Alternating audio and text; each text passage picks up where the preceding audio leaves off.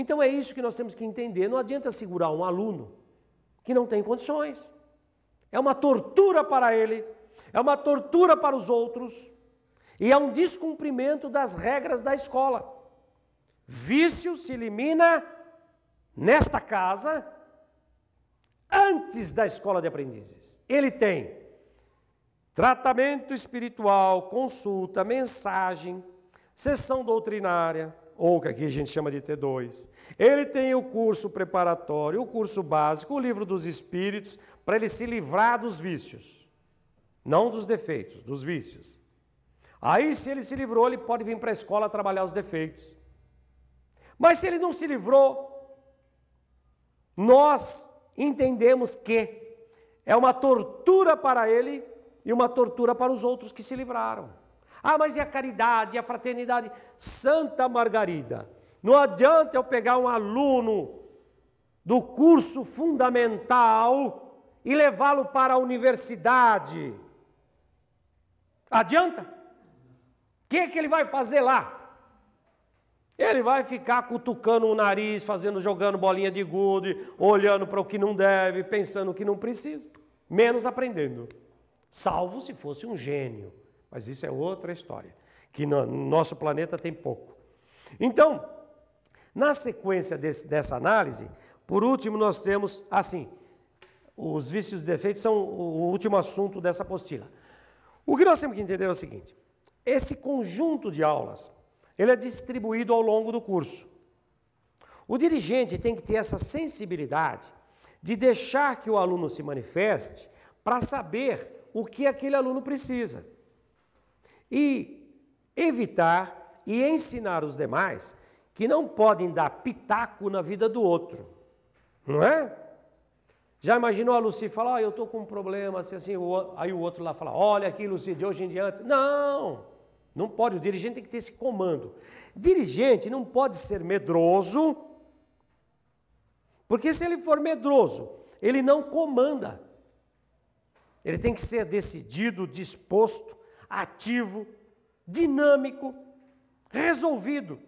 Porque o que se mede não é o resultado, o que se mede é o esforço. E todo esforço produz resultado. Então, o que nós queremos desse complexo de aulas, desse curso total, o que nós queremos passar para o dirigente? Que ele tem que ter uma visão do curso inteiro. Por isso que nós estamos falando isso.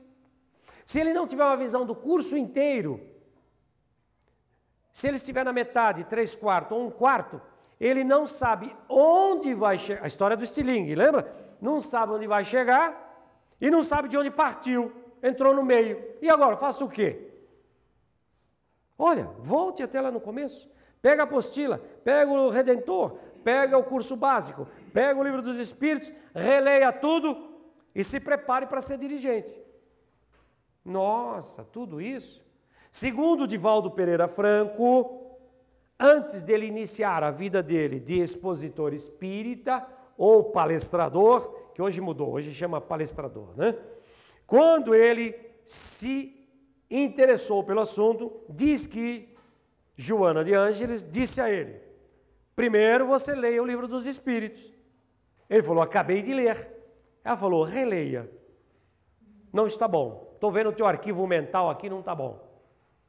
Acabei de ler. Releia. Acabei de ler. Releia. Opa, acabei de novo. Releia. Ele falou, opa, está me gozando? Eu já li 29. Ela falou, então falta uma. Releia.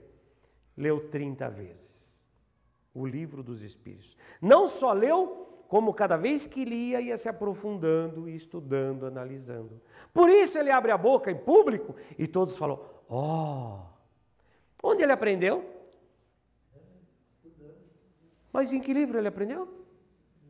No livro dos Espíritos. Porque ele não pode falar nada diferente do que está lá. E nós temos o mesmo livro à nossa disposição. Então, quantos Divaldinho nós temos aqui? Agora, quem aqui se preparou lendo 30 vezes? Nem eu. Então, se conforme.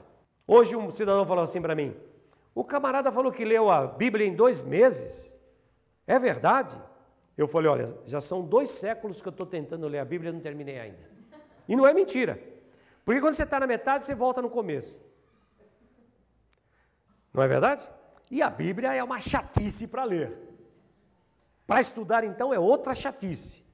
Aí você começa a descobrir um monte de repetições de história. Aí você começa a descobrir dentro da Bíblia um monte de crimes. Aí você já começa a ficar preocupado. É irmão matando irmão, é pai estuprando as filhas, que é o caso de Ló. Estuprou as 2 filhas, engravidou as 2, embebedaram o homem, o cara era alcoólatra, estuprador, e além disso, é um herói. Era um homem bom. Tanto que Sodoma e Gomorra morrem todos, e ele se salva para cometer os estupros na caverna. Bêbado! Então nós temos que tomar cuidado com a Bíblia. O que tem de verdade lá?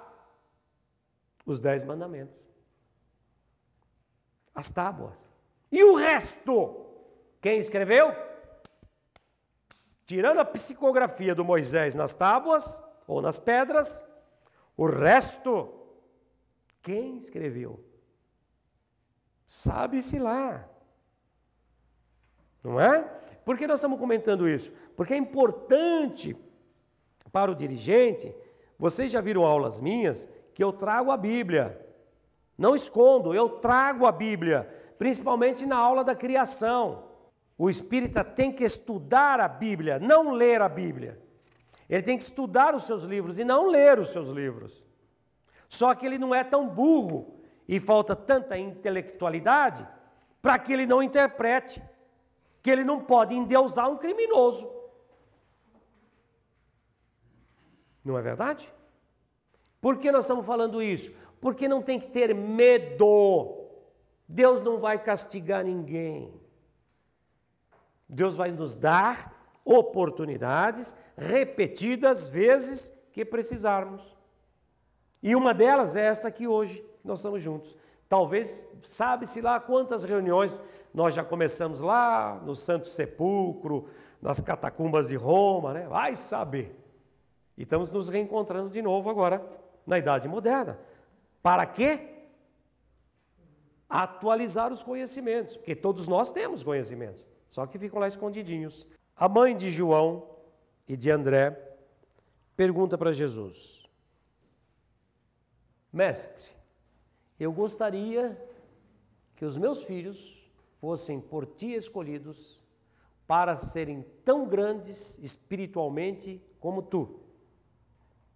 Ele fala assim: para que alguém seja grande como eu sou espiritualmente, terá que ser o servo de todos. Quer dizer, você só cresce espiritualmente quando você serve o máximo de pessoas na humanidade. Então seria mais ou menos assim. Como é que transferir? Primeiro você serve a sua família. Depois você serve o seu bairro, a sua vila, a sua sociedade onde você está inserido. Depois você serve a sua pátria, que você vai servir gente que você não conhece, mas é compatriota. E depois você é servo do mundo. Quem é servo do mundo que a gente ouviu falar? O nosso irmão que morreu no Iraque, na ONU, como ele se chamava mesmo? Sérgio Vieira de Mello. Por exemplo, Francisco de Assis, na Idade Média. Madre Teresa, Irmã Dulce, Chico Xavier, já estão voltados para a humanidade, não mais para eles. Mahatma Gandhi. Então, quando o espírito encarnado, o homem, ele consegue servir ao próximo numa extensão tão incomensurável, que ele já não tem mais escolha. Eu não vou ajudar a minha família, eu vou ajudar todos. Aí também secundando Jesus. Quem são meus irmãos? Quem é minha mãe? Quem é meu pai? Ou seja, qual é a minha família?